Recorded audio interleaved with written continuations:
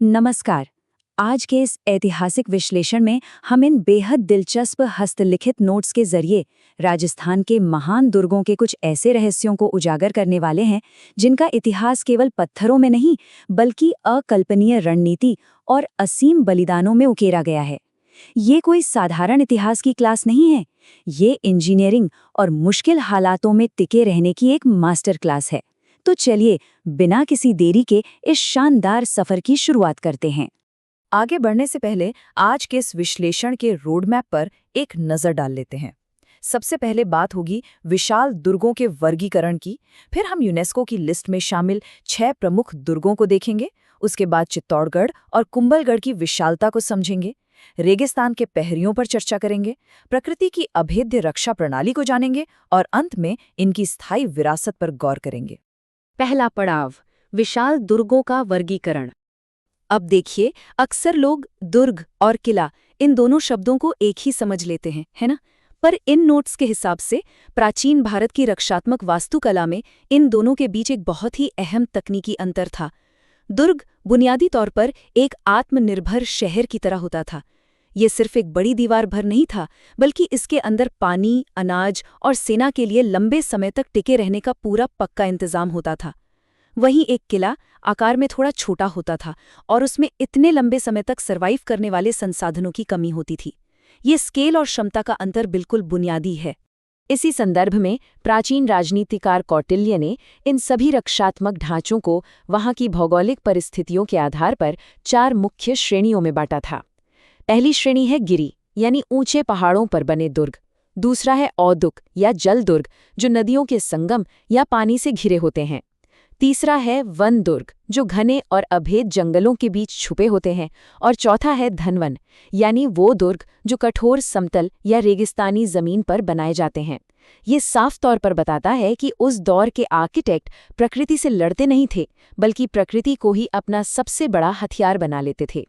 और ये देखना कितना अद्भुत है कि इन नोट्स में एक तरफ उन प्राचीन सिद्धांतों को लिखा गया है जिनकी हमने अभी बात की, और ठीक उसके बगल में ये मैप किया गया है कि कैसे आधुनिक यूनेस्को ने राजस्थान के इन्हीं ऐतिहासिक दुर्गों को विश्व विरासत के रूप में मान्यता दी है। सदियों पुराने वास्तुकला के नियम आज भी इन विश्व धरोहरों में पूरी तरह से जिंदा और लागू दिखाई देते हैं। दूसरा पड़ाव, यूनेस्को विश्व धरोहर के 6 दुर्ग। वर्ष 2013 में यूनेस्को ने राजस्थान के 6 विशिष्ट दुर्गों को अपनी लिस्ट में शामिल किया था। अब इन जटिल नामों को याद रखना थोड़ा मुश्किल हो सकता है, लेकिन नोट्स में एक बेहद ही शानदार और मजेदार ट्रिक दी गई है। फलों के नाम पर बना एक सिंपल सा फॉर्मूला, गाजर, चीकू, आम। गा से गागरौन, ज से जैसलमेर, र से रणथंबोर, ची से चित्तौड़गढ़, कू से कुंभलगढ़ और आम से आमेर। सोचिए, एक छोटे से ट्रिक में राजस्थान का पूरा वास्तुकला इतिहास समा गया। चीजों को याद रखने का ये वाकई एक कमाल का तरीका है। इस टेबल को देखिए, यह हमें बताता है कि भौगोलिक रूप से पूरे क्षेत्र को सुरक्षित रखने के लिए कैसा एक विशाल नेटवर्क काम करता था। एक डायमंड शेप का डिफेंस ग्रिड, उत्तर में हनुमानगढ़ का भटनेर दुर्ग, दक्षिण में चित्तौड़गढ़, पूर्व में भरतपुर का लोहागढ़ और पश्चिम में जैसलमेर का सोनारगढ़।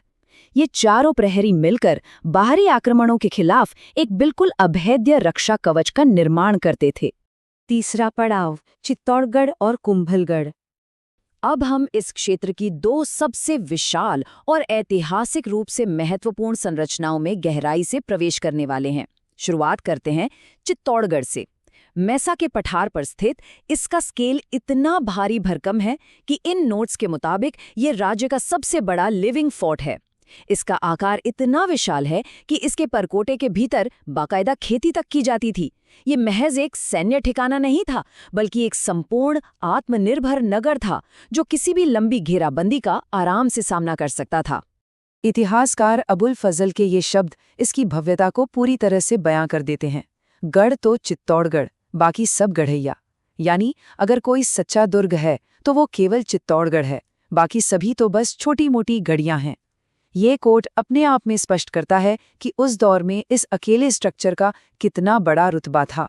लेकिन यहाँ सबसे अहम बात यह है कि इन दुर्गों की महानता सिर्फ इनके पत्थरों से नहीं, बल्कि उन अटूट बलिदानों से तय होती है जिन्होंने इनकी रक्षा की।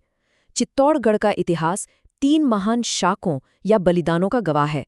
पहला 1303 में अलाउद्दीन खिलजी के समय, दूसरा 1534 में बहादुर शाह के समय और तीसरा 1568 में अकबर के आक्रमण के दौरान। ये वो क्षण थे जब वीरों ने केसरिया बाना पहना और वीरांगनाओं ने जौहर किया। ये पत्थर आज भी उस अकल्पनीय मानवीय कीमत और साहस की गवाही देते हैं। चित्तौड़गढ़ के बाद अब चलते हैं एक और इंजीनियरिंग के चमत्कार की तरफ, कुंभलगढ़। राणा कुंभा द्वारा निर्मित ये एक गिरी दुर्ग है जो जरगा पहाड़ी पर स्थित है। अपनी जबरदस्त ऊंचाई और रणनीतिक स्थिति की वजह से इसे मेवाड़ की तीसरी आंख भी कहा जाता था, जहां से पूरे इलाके पर पैनी नजर रखी जा सकती थी। और इस नोट्स में लिखा ये नंबर 36, ये बिल्कुल हैरान कर देने वाला है। 36 किलोमीटर ये कुंभलगढ़ दुर्ग के चारों ओर बनी उस विशाल दीवार की लंबाई है जिसे अक्सर ग्रेट वॉल ऑफ इंडिया कहा जाता है। 8 मीटर चौड़ी ये दीवार किसी भी हमलावर के लिए एक पार न की जा सकने वाली बाधा रही होगी। कुंभलगढ़ की ऊंचाई का अंदाजा अबुल फजल की इस मशहूर टिप्पणी से लगाया जा सकता है। ये दुर्ग तो इतनी बुलंदी पर है कि इसको नीचे से ऊपर देखने पर सिर की पगड़ी गिर जाती है। बिल्कुल चकरा देने वाली ऊंचाई। सोचिए, इतनी दुर्गम जगह पर ऐसा विशाल महल खड़ा करना वास्तुकारों की कितनी बड़ी उपलब्धि रही होगी। चौथा पड़ाव, रेगिस्तान के प्रहरी।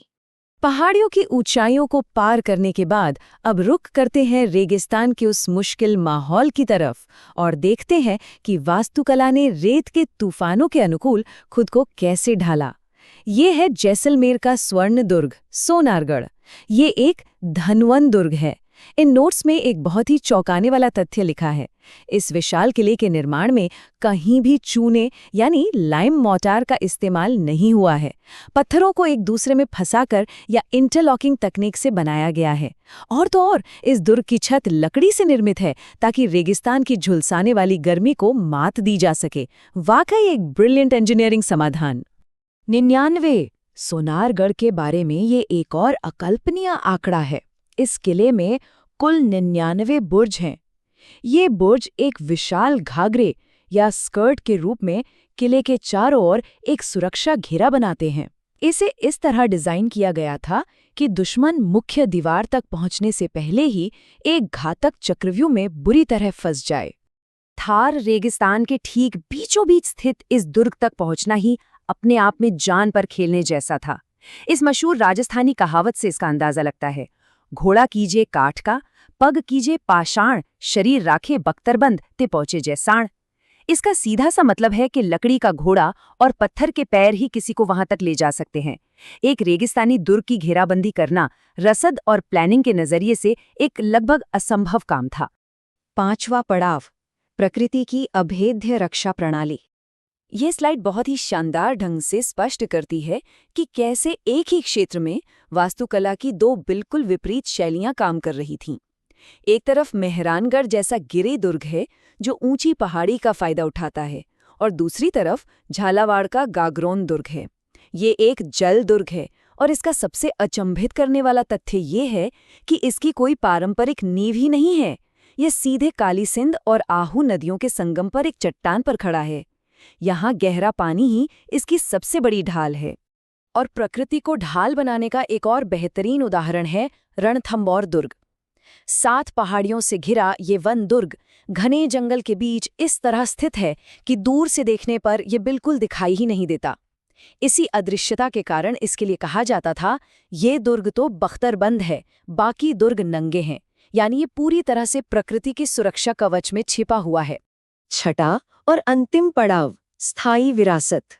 हस्तलिखित नोट्स के इस पूरे खजाने को खंगालने के बाद बस एक ही सवाल जहन में आता है, यदि ये पत्थर बोल पाते तो वे आधुनिक दुनिया को मानव लचीलेपन और शानदार वास्तुकला की कौन सी अनकही कहानियां सिखाते। ये महज पुराने खंडर नहीं हैं, ये प्राचीन विज्ञान, अटूट इरादे और सर्वाइवल के ऐसे मास्टर क्लास हैं जो हमेशा हमें प्रेरित करते रहेंगे। आज के इस विश्लेषण में बस इतना ही।